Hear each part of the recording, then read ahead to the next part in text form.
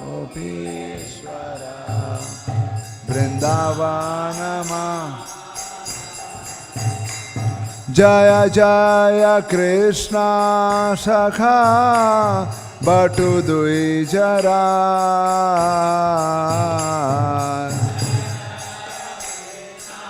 Sakha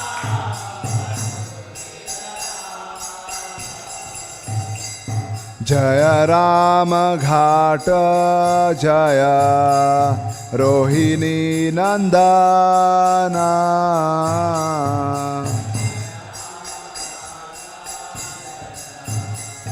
Rohini Jaya Jaya Vrindavana Basi Jata Jana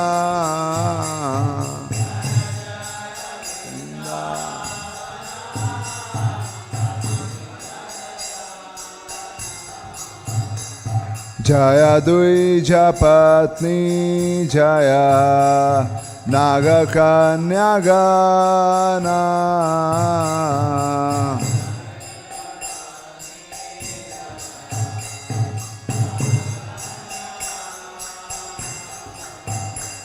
Bhakti te jahara pailo Govinda charana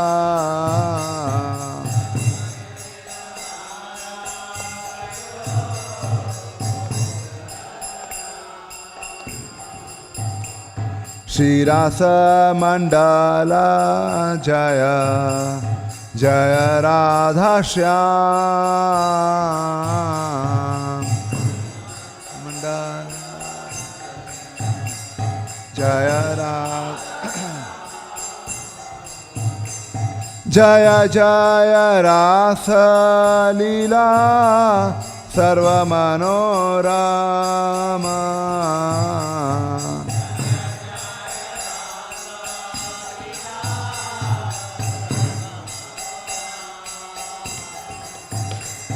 Jaya Jaya Jwala Rasa Sarva Rasa Sar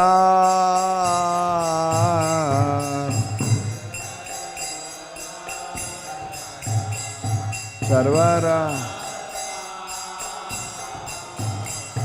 Parakiya Bhave Jaha Brajete Prachar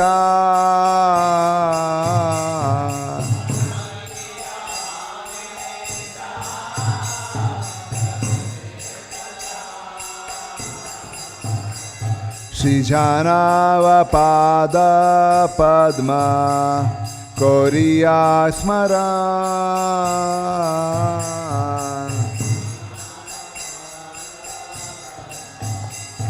Koriya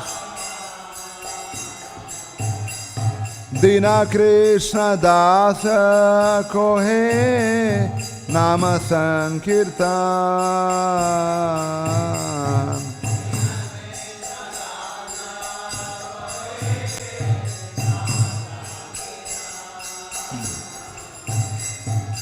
Hare Krishna Krishna Krishna Hare Hare Hare Rama Rama Rama Hare Hare Hare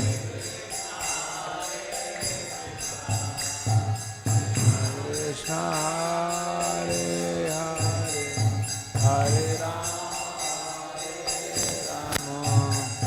Rama Hare Krishna Krishna Krishna Hare Hare Hare Rama Rama Rama Hare Hare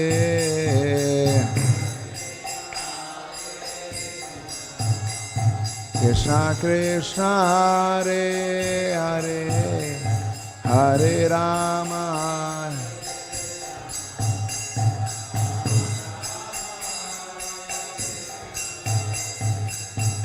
Jaya Vrindavana Dham, Jaya Vrindavana Dham, Vrindavana Dham, Jaya Vrindavana Dham.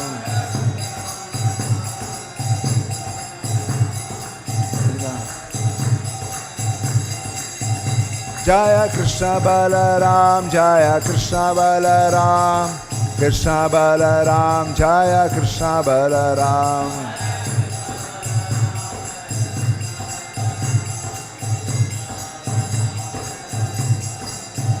Jaya Radhe Shyam, Jaya Radhe Shyam, Radhe Shyam, Jaya Radhe Shyam.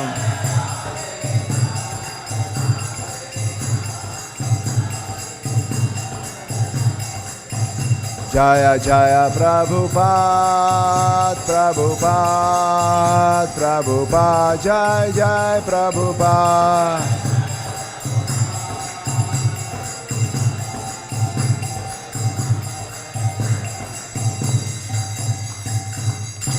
Shri Krishna Balram ki, Shri Radha Shyam Sundar ki, Shri Gaur Nitai ki, Jagat Guru Srila Prabhupada ki. Om Namo Bhagavate Vasudevaya. Om Namo Bhagavate Vasudevaya. Om Namo Bhagavate Vasudevaya. Narayanam Namaskritya Naram Chaiva Narottamam Devim Saraswati Vyasam Tato Jaya Mudirayet Nashta Praeshu Abhadreshu Nityam Bhagavata Sevaya Bhagavati Uttama Shloke Bhaktir Bhavati Naistiki Krishnaya Vasudevaya Devaki Nandanaya Cha Nandagopa Kumaraya Govindaya Namo Namaha. Hare Krishna. So as we are going to discuss a chapter of Srimad Bhagavatam, so we'll first chant the Mangalacharan prayers and then we'll recite a verse and then we'll go by various verses. Om Jnana Timirandasya Jnananjana Shalakya Chakshurunmilitam Yena Tasmai Shri Guruve Namaha. Shri Chaitanya Manobhishtam Sthapitam Yena Bhutale Swayam Rupa Kadamayam Dadati Swapadantikam Vandeham Shri Guru Shri Utapad Kamalam Shri Guru Vaishnavamsha Shri Rupam Sagra Chatam Sagana Raghunatham Vitam Tam Sajivam Sadvaitam Savadutam Parijana Sahitam Krishna Chaitanya Devam Shri Radha Krishna Padan Sagana Lalita Shri Vishakhan Vitamsha Namo Vishnu Padaya Krishna Prashtaya Bhutale Srimate Bhakti Vedanta Swaminiti Namine Namaste Saraswate Deve Gauravani Pracharine Nirvishesha Shunyavadi Paschatya Deshatarine Namo Mahavadanyaya Krishna Prema Pradayate Krishnaya Krishna Chaitanya Namine Gauratushe Namaha. He Krishna Karuna Sindhu Dinabandhu Jagatpate Gopesha Gopika Kanta Radha Kanta Namastute Tapta Kanchan Gaurangi Radhe Vrindavaneshwari Vijvanu Sute Devi Pranamami Hari Priye Vancha Kalpatarubhyascha Kripa Sindhu Bhaivacha Patitanam Pavanebhyo Vaishnebhyo Namo Namah. Jai Shri Krishna Chaitanya Prabhu Nityananda Shri Advaita Gadadhar Shri Vasadi Gaur Bhakta Vrinda. Hare Krishna Krishna Krishna Hare Hare Hare Rama Rama Rama Hare Hare. Hare Krishna. So as we know, Krishna performs wonderful pastimes in Vrindavan Dham. And 5,000 years back, Krishna appeared in this Vrindavan Dham. He performed so many beautiful pastimes. So On the occasion of upcoming Janmashtami festival, we are discussing some of these pastimes, reading from Srimad Bhagavatam. These pastimes are very nectarian for the completely pure souls. But for us, the more we hear, the more we'll get purified. So we'll chant one verse from Srimad Bhagavatam, 10th canto, chapter number 16, verse number 30, 30. 10, 16, 13.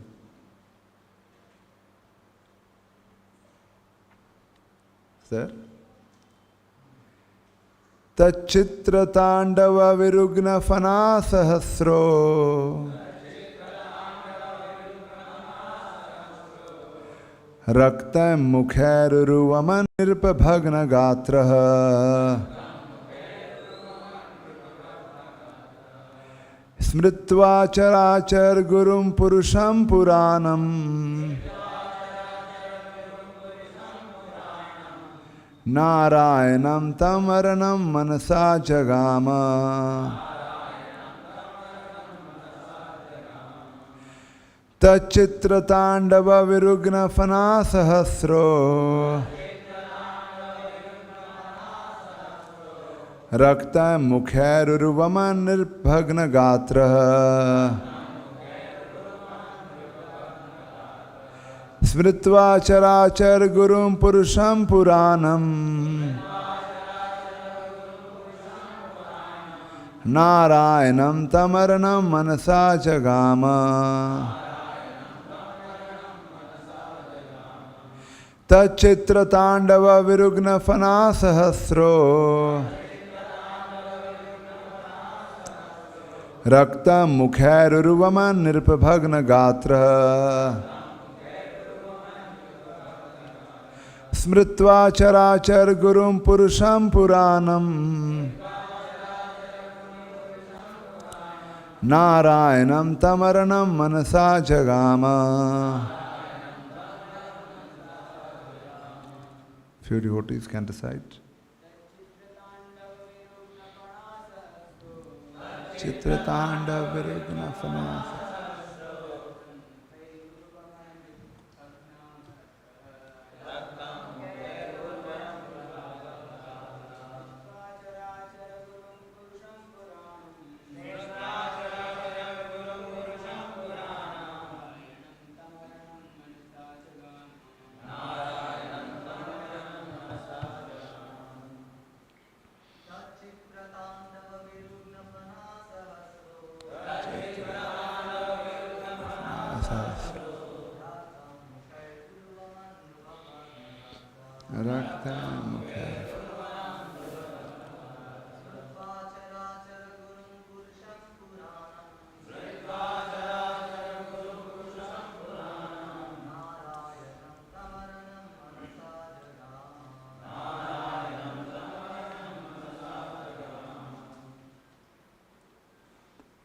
Word to word meaning, translation and purport. I think these are by disciples of Srila Prabhupada. Tat, of him. Chitra, amazing. Tandava, by the powerful dancing. Virugna, broken. Fana Sahasra, his 1,000 hoods. Raktam, blood. Mukhe, from his mouth. Uru, profusely. Vaman, vomiting. Nirpa, O King Parichit. Bhagna Gatra, his limbs crushed. Smritva, remembering. Chara, chara, of all moving and non-moving beings. Gurum, the spiritual master. Purusham, the personality of Godhead. Puranam, ancient. Narayanam, Lord Narayan. Tam, to him. Arnam, for shelter. Manasa, within his mind. Jagama, he approached. Translation: My dear King Parichet, Lord Krishna's wonderful, powerful dancing trampled and broke all of Kalia's 1,000 hoods. Then the serpent, profusely vomiting blood from his mouth, finally recognized Sri Krishna to be the eternal personality of Godhead, the supreme master of all moving and non-moving beings, Sri Narayan. Thus within his mind, Kalia took shelter of the Lord.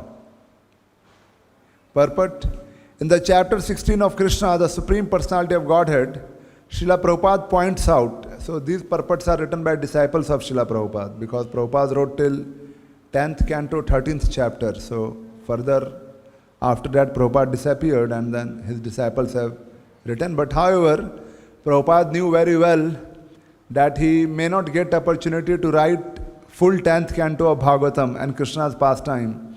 So Prabhupada first wrote 10th canto of Srimad Bhagavatam in the form of Krishna book. So all the Krishna's pastime of 10th canto already Prabhupada wrote everything in Krishna book, because he knew that by the time he reached the 10th canto he may not be there on the planet, and these are the pastimes which people will misunderstood the most. So that was one of the first books in ISKCON, Krishna. Srila Prabhupada points out that whereas previously Kalia was vomiting poison, now his poison was exhausted and he began to vomit blood. Thus he had been cleansed of the vile contamination within his heart that had manifested as serpent's venom. The word smritva, remembering, is very significant here. The wives of Kalia were actually serious devotees of Lord Krishna, and according to the acharyas, they had often tried to convince their husband to surrender to him. Finally, finding himself in unbearable agony, Kalia remembered his wife's advice and took shelter of the Lord. Srila Vishwanath Chakravarti Thakur explains that Kalia's arch-rival had traditionally been Garuda, the carrier of Vishnu. But now Kalia realized that he was fighting an opponent who was thousands of times stronger than Garuda, and who therefore could be only the supreme personality of Godhead. Thus, Kalia took shelter of Lord Krishna. So we already chanted the Mangalachan prayers. So in this particular chapter, number 16, we are discussing about the pastime of Kalia. Kalia was having 1,000 hoods. So which was the pastime before that? Anyone remembers? Which demon was killed before chastising of Kalia? No. Putana comes.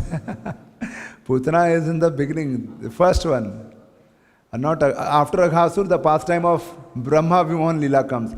So Krishna Bhaktas, please tell me, which was the pastime before the Kalia? Not Bakasur. It was chapter number 15. It talks about? No. Chapter number 15 talks about Dhenukasur. The killing of Dhenukasur. And then comes the pastime of Kalia.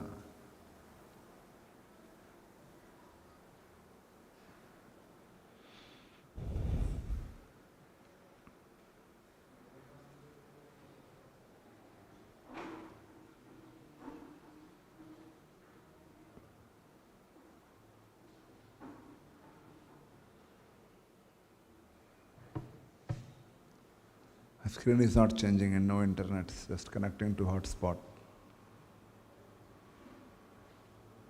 Okay. So, Krishna chastises the serpent Kalia. And here we see that just in the previous chapter, which describes chapter number 15 describes the killing of Dhenuka, the ash demon. And in this particular chapter, in Krishna book, Prabhupada explains in the end that many times Krishna would go alone also he would go alone for herding the cows. And in such cases, he would go with his friends and cowherd boys. Sometimes Balram would be there and sometimes Balram would not be there. So in the chapter of killing of Dhenukasur, In the last paragraph of that chapter in Krishna book, Prabhupada explains, sometimes Krishna used to go with his friends, boyfriends and Balram, and sometimes he used to go alone with his friends to the bank of Yamuna and tend the cows. Gradually the summer season arrived, and one day, while in the field, the boys and cows became very thirsty and began to drink the water of Yamuna. The river, however, had been made poisonous by the venom of the great serpent known as Kalia. Because the water was so poisonous, the boys and cows became visibly affected immediately after drinking. They suddenly fell down on the ground, apparently dead. Then Krishna, who is life in all that lives, what is that verse in Gita? Krishna is the life of all that lives. Jivanam sarva bhuteshu. Jivanam jivasya. Simply cast his merciful glance over them, and all the boys and cows regained consciousness and began to look at one another with great astonishment. They could understand that by drinking the water of Yamuna they had died, and that of the merciful glance of Krishna had restored their lives. Thus they appreciated the mystic power of Krishna, who is known as Yogeshwara, the master of all mystic yogis. So we see that this Kalia serpent was there in the Yamuna. Actually, we will read in the further verses that he was not exactly in the Yamuna, but he was there in one of the lakes of Yamuna. Shri Radha Madhav ki jai, Shri Jagannath Baldev Subhadra Maiya ki jai, Shri Gaur Nitai ki, Jagat Guru Srila Prabhupada ki jai. So in this particular chapter number 16 of Srimad Bhagavatam, Srila Sukadeva Goswami describes the chastising of Kalia. So I am just going to read few verses and few translations and purport, and we will meditate on this pastime. So if you don't need to show a screen, change screen, I'll just read and try to hear. Shishuka uvacha vilokya dustritam krishnam krishna hina vibhu tasya visuddham anvichan sarpam tad udvasayat. Sukadeva Goswami said, Lord Sri Krishna, the Supreme Personality of Godhead, seeing that the Yamuna river had been contaminated by the black snake Kalia, desired to purify the river, and thus the Lord banished him from it. Sukadeva Goswami is speaking to Parikshit Maharaj. Shri Raja Uvacha Katham antar jale gadhe Nyagrinad Bhagwan ahim savai bahu yuga vasam yatha sid vipra kathayatam.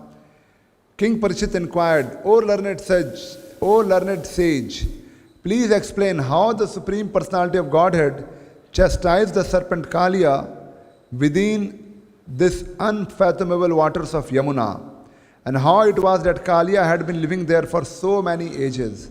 So this is the query from Parikshit. Parikshit is asking to Sukadeva Goswami, please explain how Lord chastised him and why he was living there in the waters of Yamuna for so many ages. Brahman Bhagavatastasya Bhumna Swachandavartina Gopalo Daro Charitam Kastripyatamritam Jushan. Further, Parikshit Maharaj says, O Brahmana, the unlimited Supreme Personality of Godhead freely acts according to his own desires. Who could be satiated when hearing the nectar of the magnanimous pastime he performed as a cowherd boy in the Vrindavana? So, Parikshit Maharaj says, who could be satiated when hearing the nectar of these pastimes? No one is satisfied hearing the pastimes of Krishna.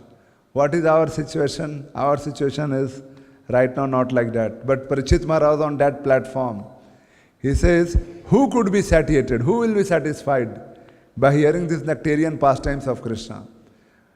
In this material world, we eat so much of food, and eating, we become, we suffer from obesity, we become obese, we have to take medicines, we have to go on fasting, we cannot digest indigestion.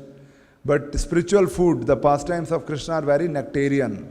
And if someone hears those pastimes, then he gets completely purified, he experiences so much of nectar, and it doesn't cause any kind of indigestion.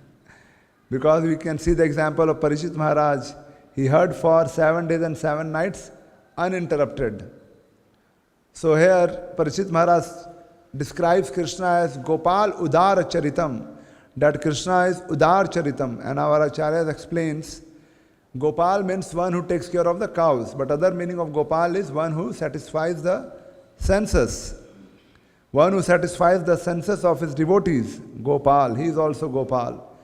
So in this particular pastime of Kalia, Krishna did wonderful lila that in many other pastimes Krishna kills the demon. And that's how he satisfies his devotees. Or protects his devotees. But in the lila of Kalia, Krishna did not kill Kalia. But what he did, he purified the Kalia. He made Kalia into his pure devotee. And then he sent Kalia back to the ocean. They say it is somewhere in the Fiji. So the Kalia was also purified. He became pure devotee. He went back from where he had come. The Vrindavan Vasis, they also became happy. And they also were very happy that Kalia has left this place. So they were also satisfied. So everyone was satisfied. Krishna was satisfied. Kalia was satisfied.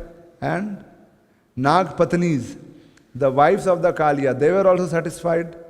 And the Vrindavan Vasis, they were also satisfied. So that's how our Acharya say that that's why the word is used, Gopal Udar Charitam. Krishna is so magnanimous that because of his magnanimity, he can satisfy everyone. Just like he's satisfying in this particular lila, everyone. And everyone is happy.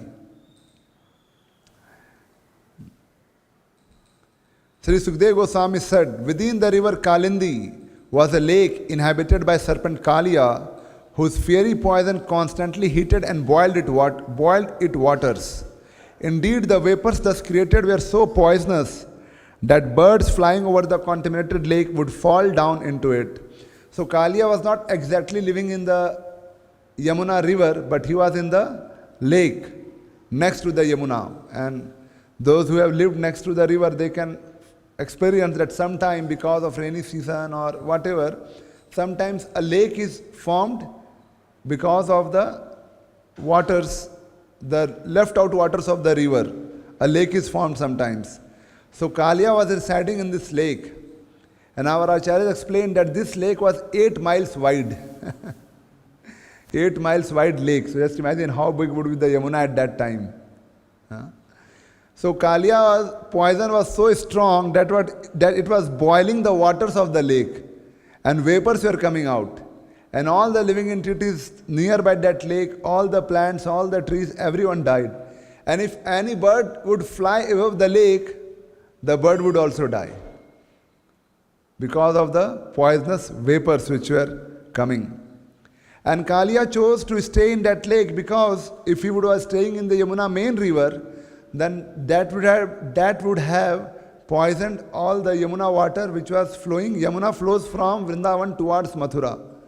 So even the Mathura city and many far places, many people would have died. So Kalia was staying in the lake and not in the direct stream of Yamuna. So that was Kalia. Actually Kalia was somewhere else. It is said Ramanak Islands. Prabhupada says it was somewhere in the Fiji. But why he came here? Because there he was chased by Garuda. And because he was chased by Garuda, to protect his life, he came here. And why Garuda cannot harm him here? Because here Garuda was cursed that he cannot come at this place.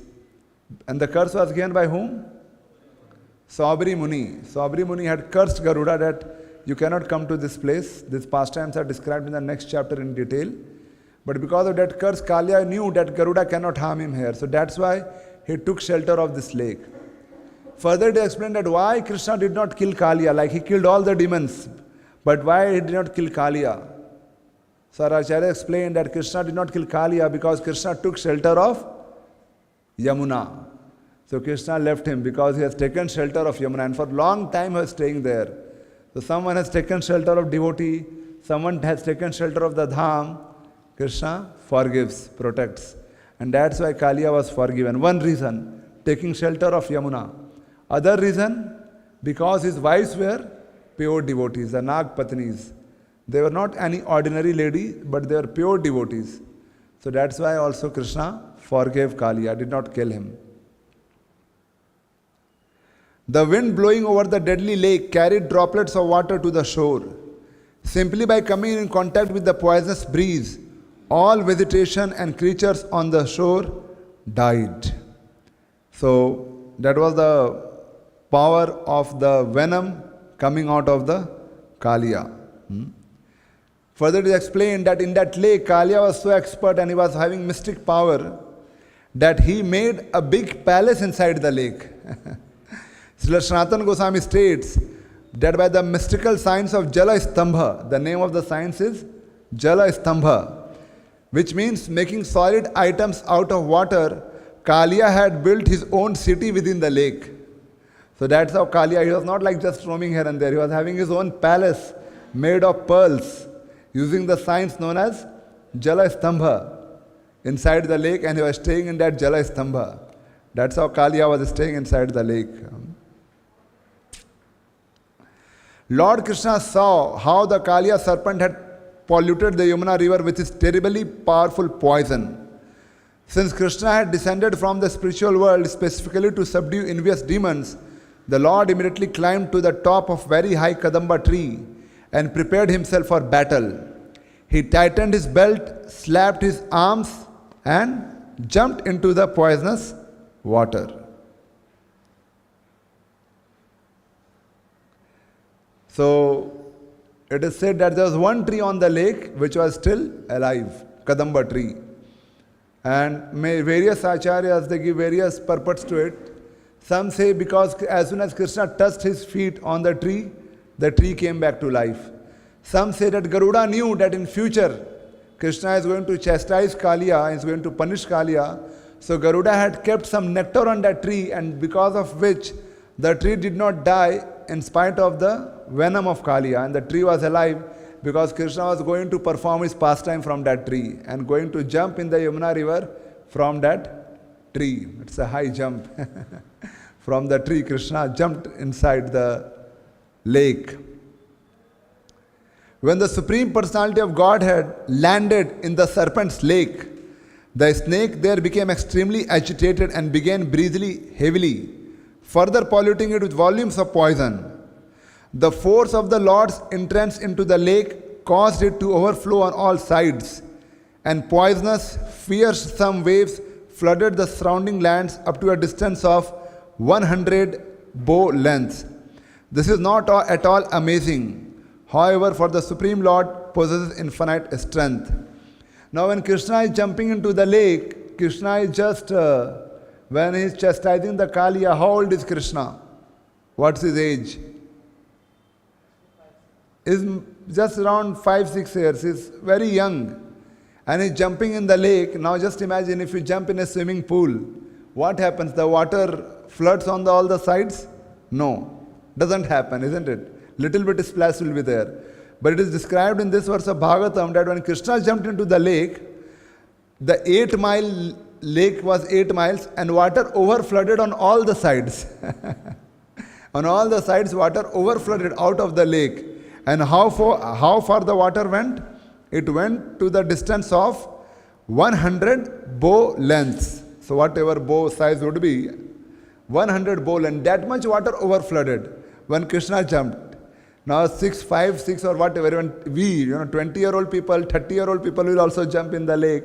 Nothing will happen like that. But when Krishna is jumping, the water is overflooding in all the sides of 8 miles lake. And that disturbed Kalia. And who has come in my lake? So we know what is Krishna. Krishna is someone, he is like Ananta Koti Brahman Nayak. He's showing Mother Yashoda the whole universe inside his mouth. So Krishna jumping in the lake could be, the whole universe only getting into the lake. And when the whole universe is getting into the lake, certainly all the water will come out. So that is Krishna's jump in the lake. The effect was so much. Krishna began sporting in Kalia's lake like a lordly elephant, swirling his mighty arms and making the water resound in various ways. When Kalia heard these sounds, he understood that someone was trespassing in his lake. The serpent could not tolerate this and immediately came forward. Our acharyas explained that when Krishna was inside the lake, he was splashing the water, and that was making wonderful musical sounds within the water simply by splashing his hands and arms. It was coming wonderful musical sounds by splashing of hands and legs and arms of Krishna in the lake. And Kalia felt someone is trespassing. Trespassers not allowed. Then Kalia saw Krishna. Kalia saw that Krishna, who wore yellow silken garments, was very delicate. His attractive body shining like a glowing white cloud. His chest bearing the mark of a Srivatsa. His face smiling beautifully, and his feet resembling the whole of a lotus flower. The Lord was playing fearlessly in the water. Despite his wonderful appearance, the envious Kalia furiously bit him on the chest and then completely enwrapped him in his coils. So Krishna was caught in the coils of the Kalia. When this was seen by the members of the cowherd community, they became very disturbed. They had offered Krishna everything, their very selves, their families, their wealth, their wives, and all pleasures. At the sight of the Lord in the clutches of the Kalia snake, their intelligence became deranged by grief, lamentations, and fear, and thus they fell to the ground. Srila Sanatana Goswami explains that the cowherd boys, along with the cowherd men and farmers who happened to be in the vicinity and who were also devotees of Krishna, fell to the ground just like trees that had been cut at the root. They just fell down. All the cows, cowherd boys, farmers, everyone who saw Krishna being coiled in the coils, being captured in the coils of Kalia, they became very disturbed. At that place, Nand Maharaj, Yashoda Maiya, Balram, they all were not there. Later on, the news comes to them. When they came to know that something like this is happening, how to know how to find Krishna? So in Vrindavan, it was beautiful. When Krishna walks, his lotus feet imprints on the sand of Braj. And all the cows and all the cowherd boys were very careful in walking. They would not walk over the steps of Krishna. Because they were so much liking the steps of Krishna, they would let the steps be there, the markings would be there. They would walk on the sides, leaving the steps there. So Brajvasis, if they want to find where Krishna has gone, they would just follow the steps of Krishna. Because Krishna's steps has got lotus, conch, and various markings. So they would understand, okay, these are Krishna's lotus feet. And that's how they would find out where is Krishna today. Because Yamuna is also very big. Where in Yamuna he is playing his pastime? How to find out? Just follow the footsteps of Krishna. So that much they loved Krishna, The cows, bulls and female calves in great distress cried out piteously to Krishna. Fixing their eyes on him, they stood still in fear, as if ready to cry, but too shocked to shed tears. So our Acharya explained that everyone wanted to cry seeing Krishna caught by the Kalia, but they're too much shocked that even the tears also dried up. Tears also dried up. So much shock was there. All kind of inauspicious situation came. You remember from reading Yudhishthira Maharaj, what are 3 places the inauspicious situations came? What were those 3 places? The inauspicious situations in the sky, the inauspicious omens on the earth, and in the body. So in the similar way, in the Vrindavan, all these inauspicious omens came in the sky, on the earth, and in the body.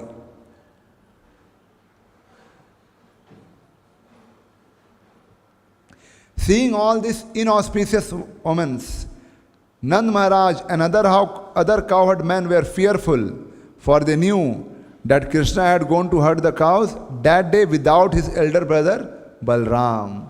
So if Balram goes with Krishna, no problem. But if Krishna goes alone, then they became fearful. Today, Balram has not gone. Krishna is alone. They became very disturbed. Because they had dedicated their minds to Krishna, accepting him as their very life, they were unaware of his great power and opulence. Thus they concluded that the inauspicious omens indicated he had met with death, and they were overwhelmed with grief, lamentation, and fear. All the inhabitants of Vrindavan, including the children, women, and elderly persons, thought of Krishna just as a cow thinks of her helpless young calf. And thus these poor, suffering people rushed out of the village, intent upon finding him. Seeing all the inauspicious signs, all the Brajvasis started running in the direction where Krishna's footprints were there. Lot of fear,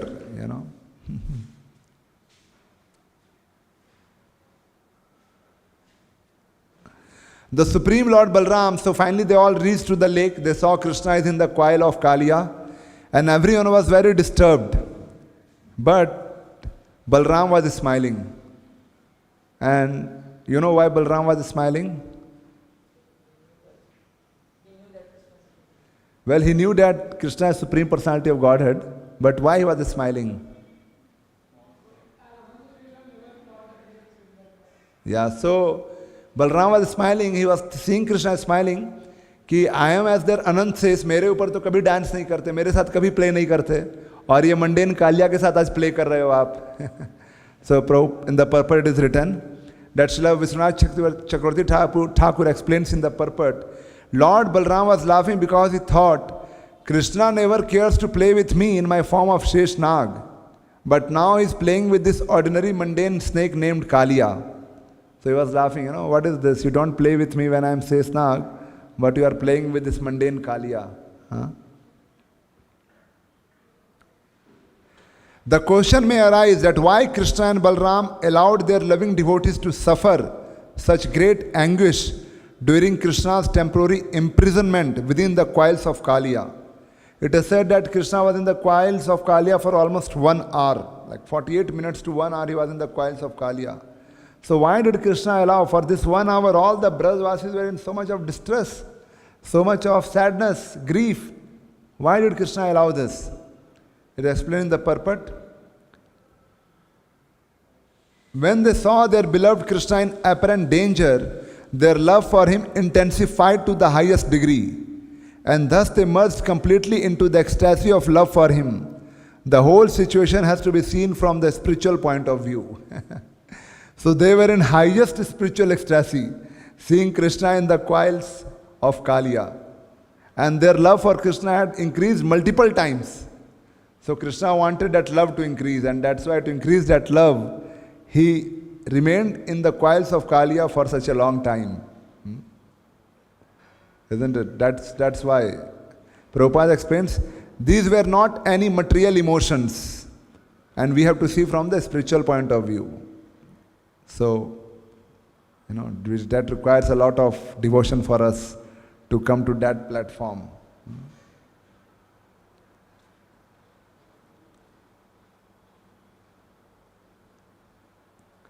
My dear King Parikshit, seeing the footprints of Krishna on the path among the cows' hoofprints, the residents of Vrindavan rushed along in a great haste. Same, seeing the footprints of Krishna, they all reached to the lake.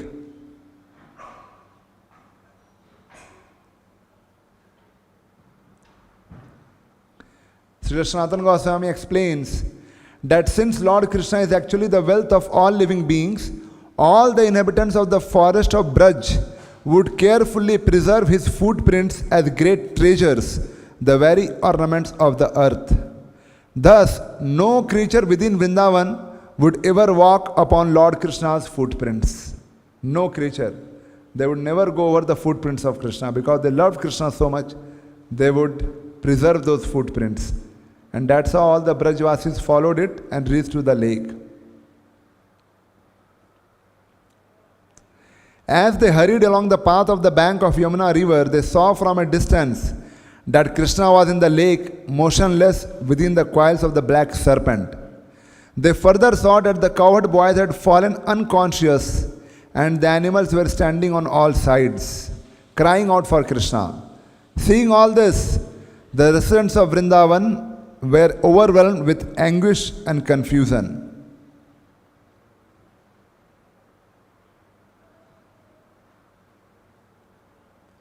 When the young gopis, whose minds were constantly attached to Krishna, the ultimate Supreme Lord, saw that he was now within the grips of the serpent, they remembered his loving friendship, his smiling glances, and his talks with them.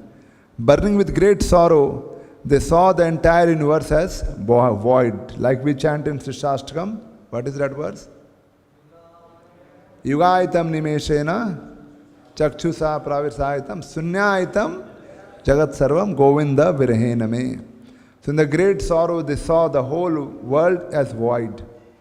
That is the mood of the devotees, gopis. We don't have that mood, like we see the whole world as void in absence of Krishna. But the gopis, the Brajvasis, that's how they feel.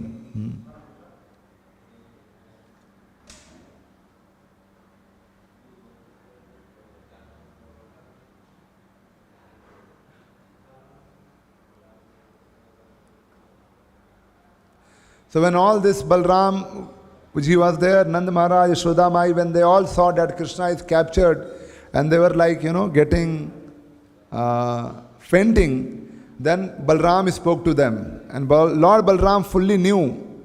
Lord Balram then saw that Nand Maharaj and other cowherd men who had dedicated their very lives to Krishna were beginning to enter the serpent's lake.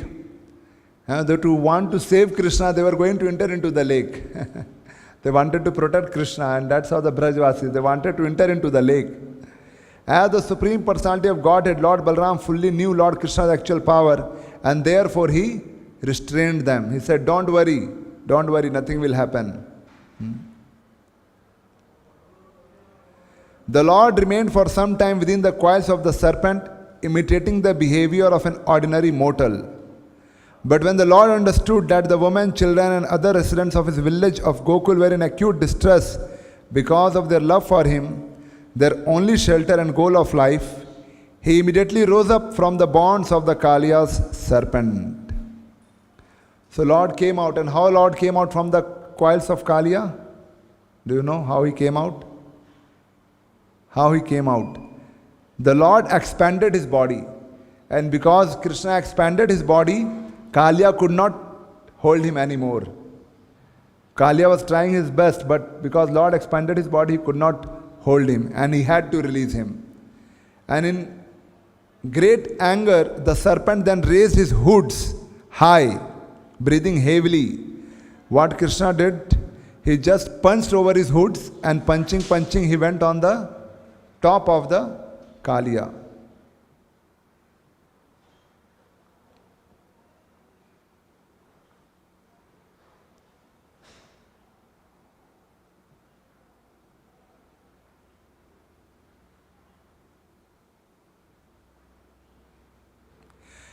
Then Krishna went going around the Kalia in the lake, and he went so many times, and Kalia tried to follow him that Kalia got exhausted. Having severely depleted the serpent's strength with his relentless circling, Sri Krishna, the origin of everything, pushed down Kalia's raised shoulders and mounted his broad serpentine heads. Thus the Lord Sri Krishna, the original master of all fine arts, began to dance, his lotus feet deeply reddened by the touch of the numerous jewels upon the serpent's head. So it is said that on the Kalia's head there were many jewels, and they were shining like copper, molten copper. Just like suppose if you put a bulb and close your feet, then some light reflects. In the similar way as Krishna was dancing on the hoods of the Kalia, his whole leg became very reddish shining because of the jewel's light. And Krishna started dancing. He started performing some dance. We don't know what's that. But he started performing on the hoods of Kalia, the dance on the hoods of Kalia. Srila Vishwanath Chakravarti Thakur explains that the Lord Krishna's lotus feet became red like copper because of their contact with the numerous hard jewels upon the heads of Kalia. Lord Krishna, with those glowing reddish feet, then began to demonstrate his artistic skill by dancing on the unsteady, moving surface of the serpent's hoods. Who can dance on an unsteady moving surface? Unsteady and moving surface. Like sometimes we dance on this, and many are dancing, then this carpet starts moving. There's devotees sometimes little bit slip because of carpet moving. And Krishna is dancing on the unsteady, moving hoods of Kalia. When he started dancing on the hoods of Kalia, the devotees became joyful. And the gopis started thinking, dance with me also, dance with us also. Why are you dancing there alone? So Srila Vishwanath Thakur explains, the extraordinary demonstration of the dancing skill was meant for the pleasure of the young women of the Vrindavan, who at the phase of their relationship with Krishna was seriously falling in love with him. So the gopis were thinking, oh, you are dancing there alone, dance with us, together we'll dance. So the Ajavaracharya explained the mood of the Brajvasis, what Krishna is thinking, what the gopis are thinking, what the elderly gopis are thinking, what Nand Maharaj is thinking. So as soon as, when Lord was in trouble, none of the demigods come, nobody came. Lord is not in trouble, Lord is acting in that way. But when the Lord won over Kalia and started dancing, then what happens? What do you hear generally in Bhagavatam? When the Lord wins, what happens? Yeah, everyone comes. Seeing the Lord dancing, his servants in the heavenly planet, the Gandharvas, the Siddhas, Sages, Charnas, wives of the demigods, they all arrived. They all started accompanied by playing musical instruments and showering flowers. Because now Lord is dancing to give more, more effect to it. They started playing drums, various musical instruments, showering flowers and offering prayers. They started playing drums such as mridangas, panavas and anakas. So that's how they accompanied the dancing of the Lord. Before that, Lord was in the choir, nobody came. But as soon as Lord started dancing, they all appeared. So my dear king, Parishit Maharaj says, Kalia had thousands of hoods. But out of 1,000 hoods, Kalia had 101 prominent hoods. Kalia had 101 prominent heads. And when one of them would not bow down, Lord Krishna would inflict punishment on Lord Krishna, who inflicts punishment on cruel wrongdoers, would smash that stubborn head by striking with his feet. So, 101 heads. And if some head is not bowing down, then what Krishna is doing? Jumping on the head and striking him, bow down, forcing him, bow down. Then as Kalia entered his death throes, he began wheeling his head around and vomiting ghastly blood from his mouth and nostrils. The serpent thus experienced extreme pain and misery. See, the same feet of Krishna is considered by gopis to be very, very soft. And Yashoda Mata is thinking, Krishna's lotus feet is so soft, he is walking on the Vrindavan, his legs will get damaged, his feet will get damaged. And then Mother Yashoda is offering shoes to Krishna. And Krishna says, shoes for me? Then what about my cows? 9 lakh cows means how many shoes? 9 lakh multiplied by 4. 9, 4, 36. 36 lakh shoes. Then Mother Yashoda said, it's not possible.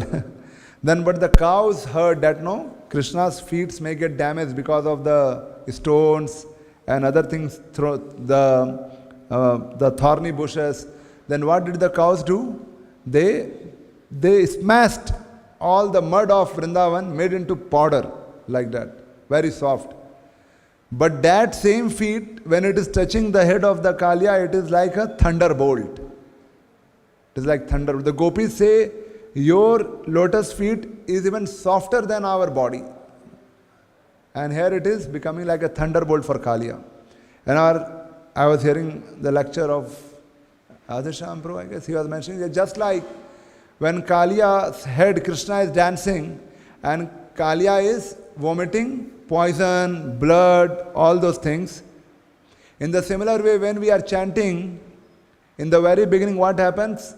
when Krishna, we are calling Krishna within our heart, then all the poison comes out. We feel when I am chanting, I am getting more agitated. My mind is more disturbed. My mind has more bad and dirty thoughts when I am practicing Krishna consciousness. When I am not chanting, my mind is more peaceful. When I am chanting, it is more agitated. Why? It is just like Kalia.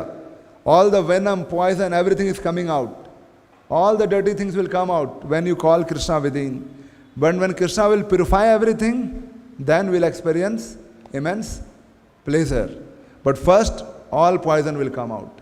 So when poison is coming out, you understand that is the standard thing. It happened with Kalia also. Krishna danced, all the venom, poison came out.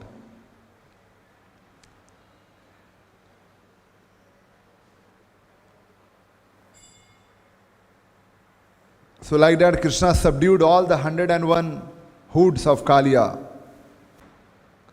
My dear Parikshit, we read this verse, today's verse we read, that profusely blood came from his mouth, all the poison came from his mouth, all the venom came from his mouth, everything came out. At that time, Kalia remembered something. What he remembered?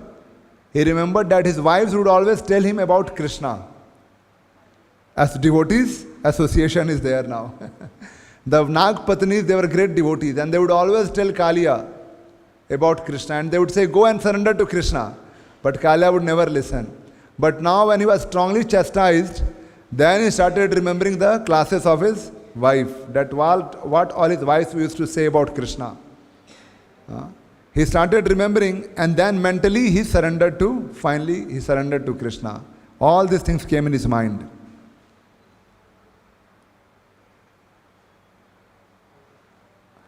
When Kalia's wife saw how the serpent had become so fatigued from the excessive weight of Lord Krishna, who carries the entire universe in his abdomen, and how Kalia's umbrella-like hoods had been shattered by the striking of Krishna's heels, they felt great distress. With their clothing, ornaments, hair scattered in disarray, then they approached the eternal personality of Godhead. Srila Vishwanath Chakravarti Thakur again explains here that Kalia's wives thought, better kill him now, better he die. When he was alive, he was not allowing us to practice Krishna consciousness, and we are preaching him, he was not listening also. Now today better he die. If he die, if this atheist is killed by the punishment of the Supreme Personality of Godhead, better he dies. We will become widows, and then we can nicely worship the Supreme Personality of Godhead without any disturbance. This is written by Vishwanath Chakravarti Thakur. What they are feeling, better this guy died today, Neither he was practicing Krishna consciousness, nor he was allowing us to practice. He will die today, we will become widow, and then we all can join full time. They were thinking in that way, we'll become full-time devotees. They felt in that way. Vishwanath Chakravarti Thakur writes in the purport. However, then the Nagpatnis, they saw that their husband is now becoming humble, and he has surrendered. And now he is not trying to harm Krishna. He has taken a humble position. So then Nagpatnis, they start speaking wonderful verses. That is called prayers by Nagpatnis.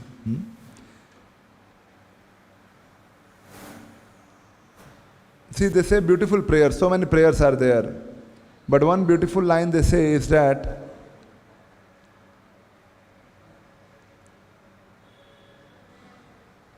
did our husband carefully perform some austerities in previous life with his mind free of pride and full of respect for others?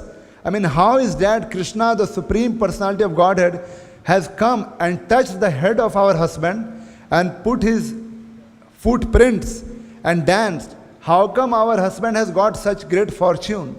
So they are asking, did our husband carefully perform some austerities in previous life with his mind free of pride and full of respect for others? Is that why you are pleased with him? Or did he, in some previous existence, carefully execute religious duties with compassion for all living beings? And is that why you, the life of all living beings, are now satisfied with him? So the Nagpatnis are asking, how is that today you are on the head of this serpent and you have purified him, you have put your lotus footprints on him? Why he has got such great fortune? And it is written by Srila Prabhupada in Krishna book that the Nagpatnis confirmed that one cannot come in contact with Krishna without having executed pious activities in devotional service in the previous lives. The Nagpatnis were astonished that although Kalia had the body of a serpent as a result of grievous sinful reactions, at the same time he was in contact with the Lord to the extent that the Lord's lotus feet were touching his hoods. This was so astonishing and surprising for the Nagpatnis, because to get the body of a serpent means one is very, very envious, one is very, very sinful, and then only one gets the body of serpent. But on that serpent body, Krishna is dancing and putting his lotus footprints. So like that, Nagpatnis, they speak various verses, praying to Krishna, and finally speaking all these verses as if like, so many prayers are there, the prayers of Nagpatnis. I'm just going through that and we'll go a little ahead.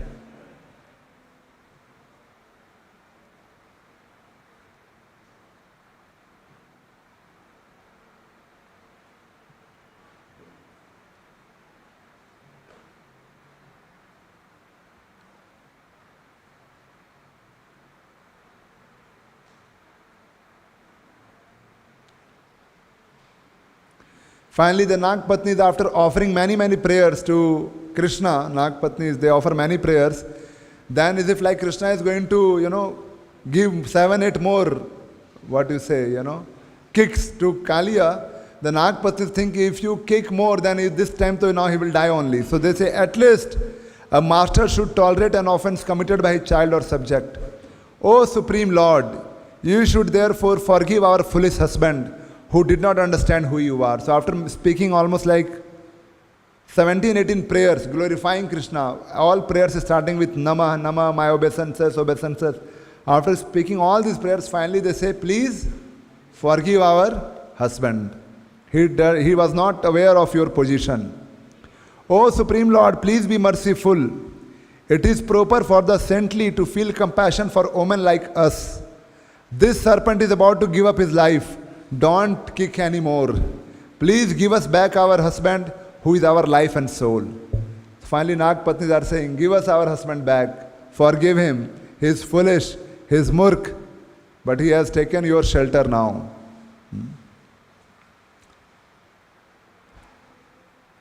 So in this way, when the Nagpatnis completed offering their prayers, then Krishna released the serpent Kalia, who had fallen unconscious. Slowly, the Kalia came back into consciousness and Krishna was standing in the front. Then the Kalia also came to his consciousness, understood his Krishna, Supreme Personality Godhead. Kalia also wanted to offer prayers to Krishna. Now what prayers Kalia will offer? He started repeating the same prayers which Nagpatni spoke. So he spoke the same prayers which were spoken by his wife. Srila Sanatana Goswami points out that because of his wretched condition, Kalia was unable to compose original prayers to the Lord, and thus he paraphrased some of the prayers offered by his wives. He repeated the same prayers to Krishna and in that way begged forgiveness. Now Kalia became now there are prayers of Kalia, many prayers.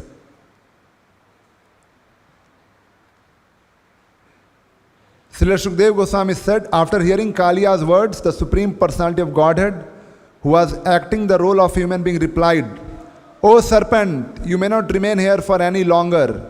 Go back to the ocean immediately, accompanied by your retinue of children, wives and other relatives and friends. Let this river be enjoyed by the cows and the humans. And then Krishna gives a blessing. If a mortal being attentively remembers my command to you to leave Vrindavan and go to the ocean and narrates this account at sunrise and sunset, he will be never afraid of you. Krishna gives this blessing. Anybody who remember this in the morning and the evening, and my instruction to you.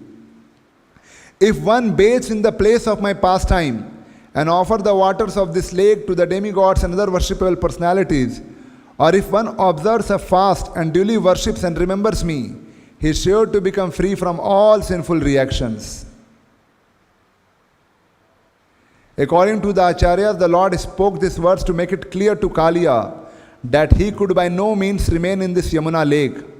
Although the Lord had mercifully pardoned the serpent and ordered him to go to the ocean with all his associates, Kalia should not even consider requesting to remain in this lake, because it was now to become a holy place for spiritual pilgrims. Out of fear of Garuda, you left Ramanaka island and came to take shelter of this lake. But because you are now marked with my footprints, Garuda will no longer try to eat you. You will be freed from the fear of Garuda. So this is a beautiful pastime of Krishna chastising Kalia and satisfying everyone. Kalia, the Nagpatnis, the Vrindavan Vasis, everyone, all these people were satisfied and they all were purified. So Kalia, Srila Bhaktivinoda Thakur mentions, Kalia represents the anartha of envy. Envy. And just like Krishna chastised Kalia and completely freed him from all envy, in the similar way, our practice of Krishna consciousness will purify us, and so much envy is within us, so much of duplicity is within us. We'll get freedom from all this by chanting the holy names. Hare Krishna, Krishna Krishna, Hare Hare, Hare Rama, Rama Rama, Hare Hare.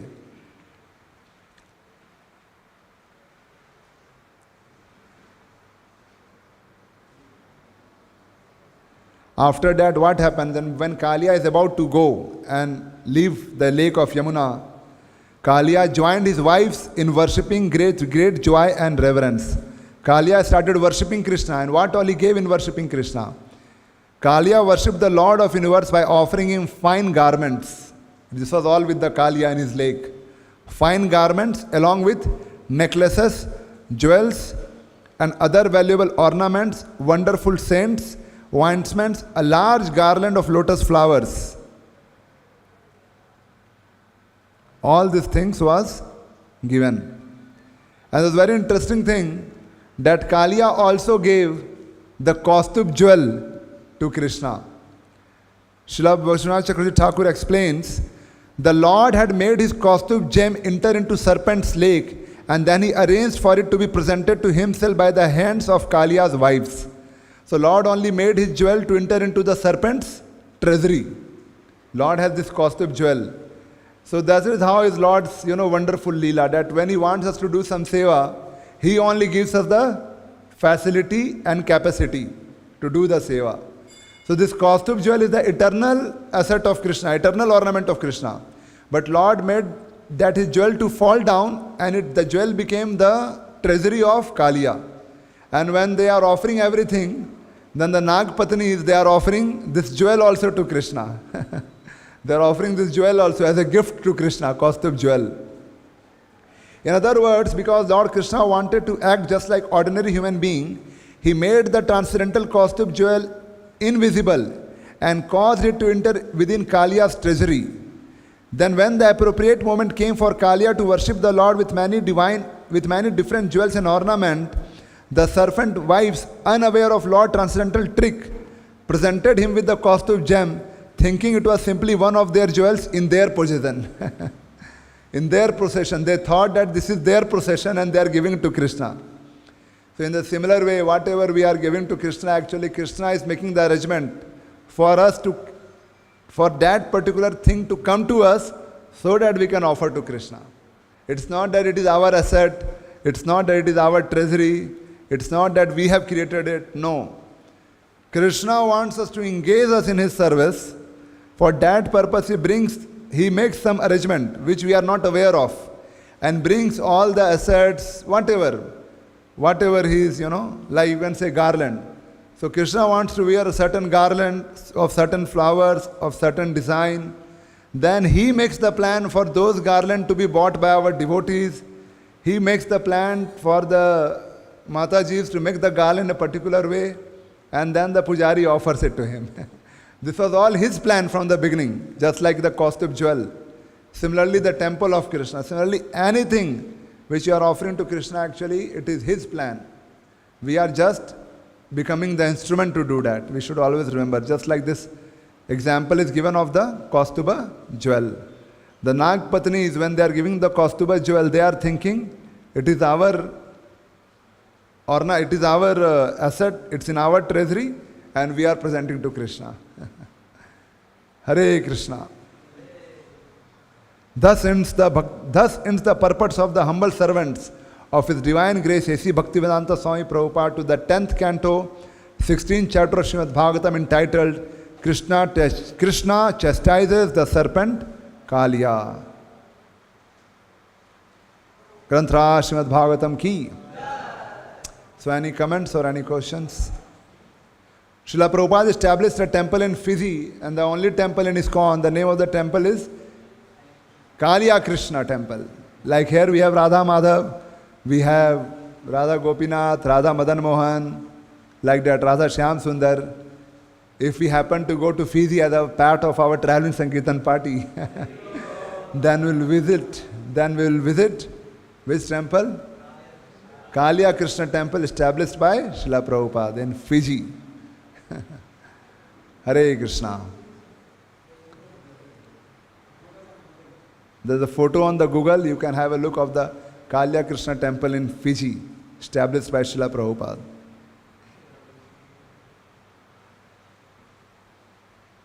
So Kalia Prabhu ki, Yantra Srimad Bhagavatam ki, Jagat Guru Srila Prabhupada ki, Tai Gaur Premanande. Srila Prabhupada ji ki jai.